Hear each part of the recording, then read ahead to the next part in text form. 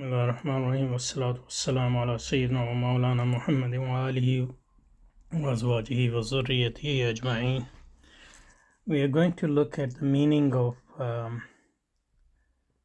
basically trying to understand a few mustalahat or terminologies, because we are looking at Imam Razi's Al-Qanun Al-Kulli, and there we came across a Zahir, and he talks about a Ta'wil. And we have done this before in other contexts, but I thought I'll go through these terms to specify their meaning in the context of Usul al-Fiqh and al-Kalam. So these are terms which are used in different disciplines, and they have their specific meaning, apart from their general meaning in the Arabic language. And in order to understand the meaning of al-Zahir, we would have to understand a bit about Al-nass. And once we know al-Zahir, we would understand what Ta'wil is as well. Okay, so let's start. So let's start with Al-nass. When we're talking about Al-nass,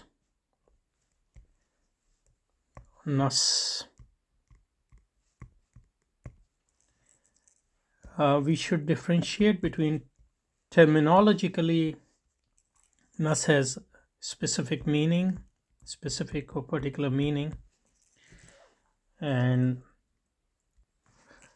general meaning as well, as a specific term in Usul al-Fiqh and al-Kalam and in al-Ulum al-Sharia generally. But it has also a general meaning in Arabic language, different from this and this. So general meaning, but in Arabic language, not in any particular discipline as Usul al-Fiqh.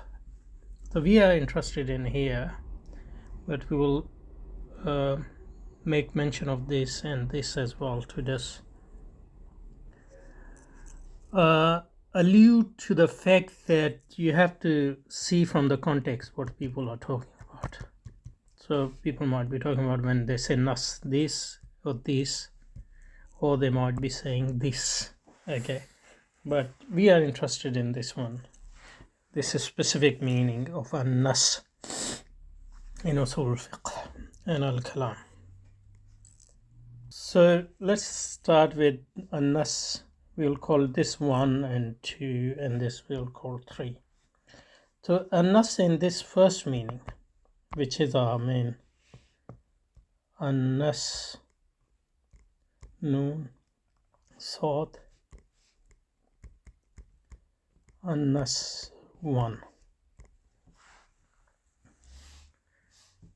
By this an-nas we mean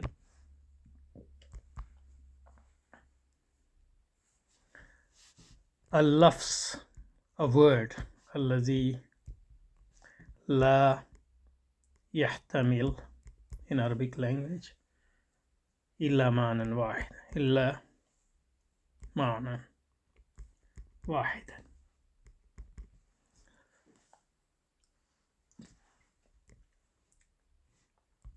So an-nas is a word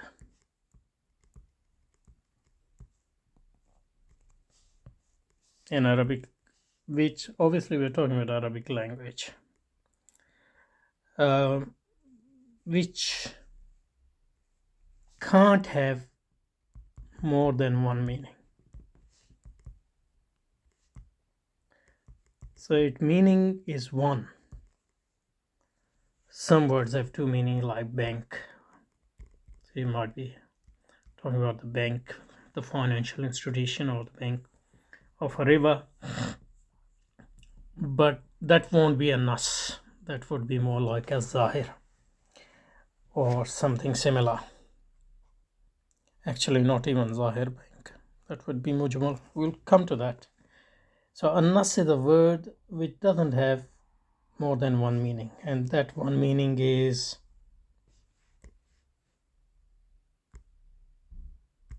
al-mutabadir and al-wadih, the two things.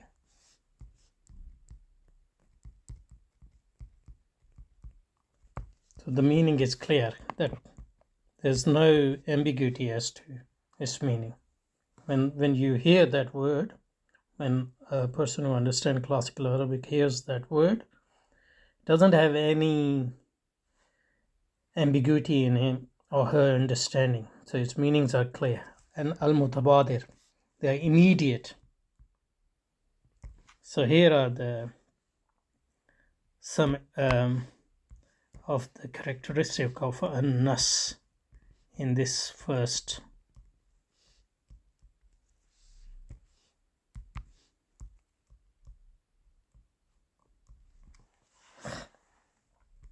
sense.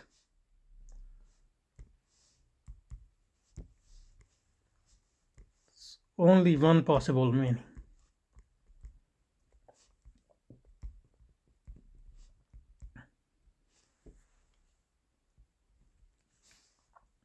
Number two, it's clear. The meaning is clear, cut. The three, it's immediate. Don't have to go through any inferences. It's the meaning which you come to your mind on hearing that word first. That word is called An-nass. And when you have such a word in Al-Quran and Sunnah, so we are not talking about any, in this meaning we are just referring to Quran and Sunnah. So An-nass is the word from Quran or Sunnah, which has only one possible meaning. It's clear, it's immediate. And if you have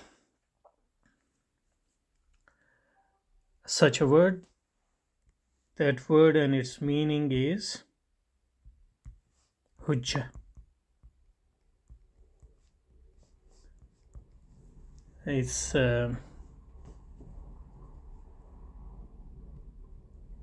clear evidence from which cannot be rejected. It is a proof which cannot be, and it is hujjah according to all aimma, all mazahib.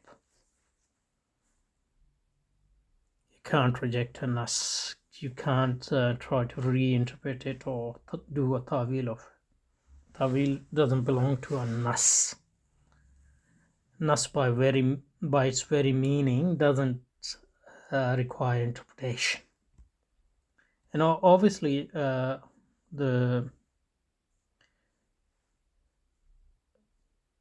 verses of Quran and the hadith of Rasulullah sallallahu alaihi wasallam which comes under that category are not that many.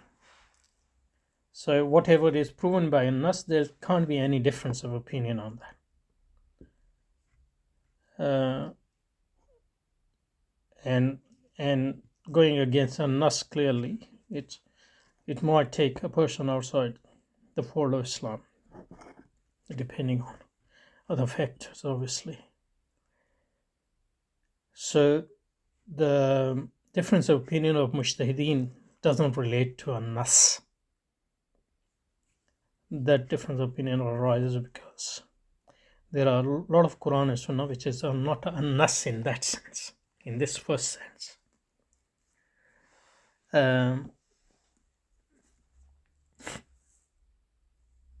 So let's take an example of what a nas might look like. So example of a nas from Al-Quran Al-Azim in that sense, for example, is Qul huwallah ahad. Say Allah is one. Allah is one. Allah is the one who is one. Ahad. Now this ahad is a nas, because in Arabic language it means one. It can't mean anything else. This is its clear, immediate meaning. And it can't have any other meaning.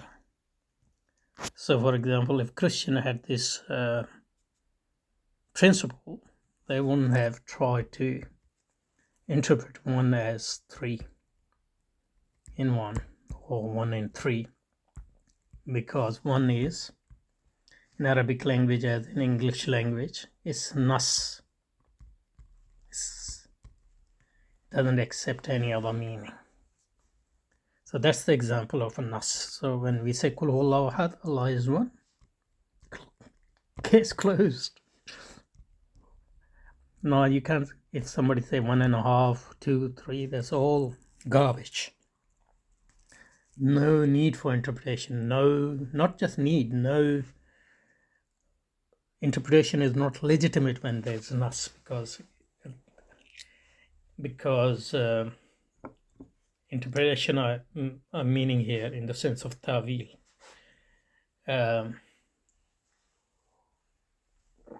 Because ahad cannot have any other meaning in Arabic language. Or take another example.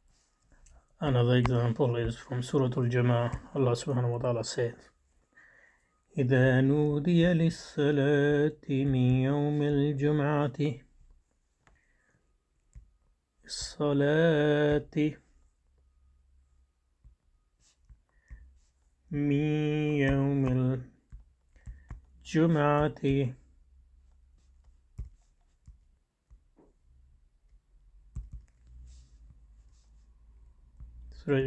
Ayah 9. When you are called on the day of Jummah. So Al-Jummah here is nas. Jummah mean in Arabic Friday. Can't mean anything else. Can't mean Saturday or Sunday, no. Al-Jummah mean Jummah. This is nas. Jummah is nas in that sense. It has only one meaning. Its meaning is clear and it is immediate. Whenever somebody says Jummah, Yawmul Jummah, you don't have to go to any inferences to know that it's talking about or example from a hadith of Al-Mustafa sallallahu alayhi wa alihi wa sallam. For example, Rasulullah sallallahu alayhi wa sallam says, إذا شرب الكلب في إناء أحدكم إذا شرب الكلب, if the dog or dog drink from your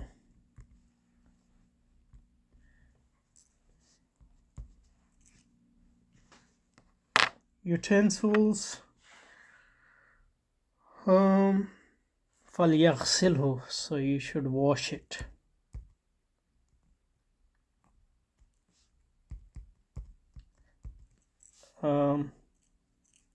Sab'an.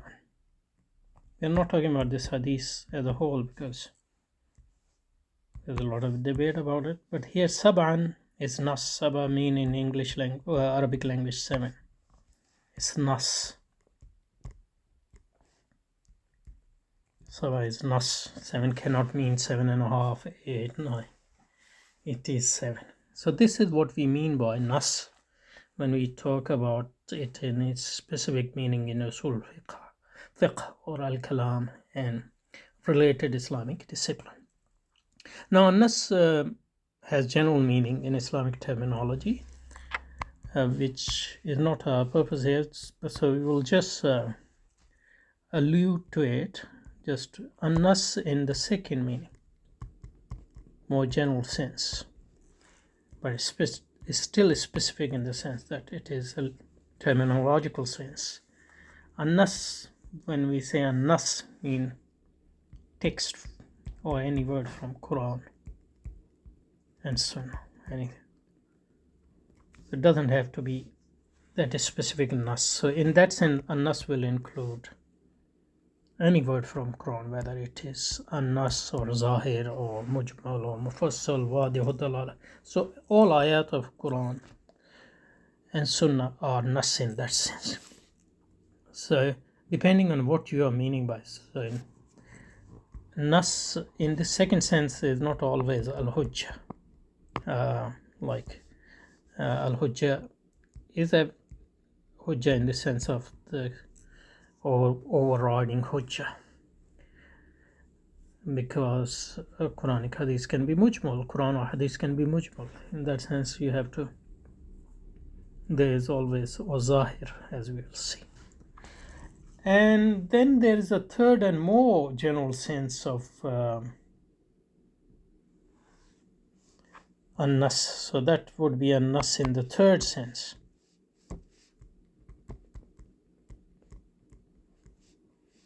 Three. In Arabic language, an-nas just generally just mean a dalil, evidence, whether from Quran or Sunnah or from outside it. So that's the third meaning. So an-nas has three meanings. An-nas, one, is one possible meaning, a word which has one possible meaning, which is clear and immediate. An-nas too mean, in the second sense, mean any verse or words from Quran or Sunnah. And third, an-nas in the third sense in Arabic language mean just evidence as such. That evidence from can be Quran or Sunnah, from Quran, Sunnah, or from any other source. So, but here we are only concerned about an-nas in the first sense. So, henceforth, we won't talk about this anymore in this session, inshallah. Now, after knowing what is an-nas, we can go to the second thing, which is az-zahir. Maybe we can just stop here for an-nas and on az-zahir. We'll have another session on a separate video so people can have that in one chunk. Okay, so inshallah see you in the next video.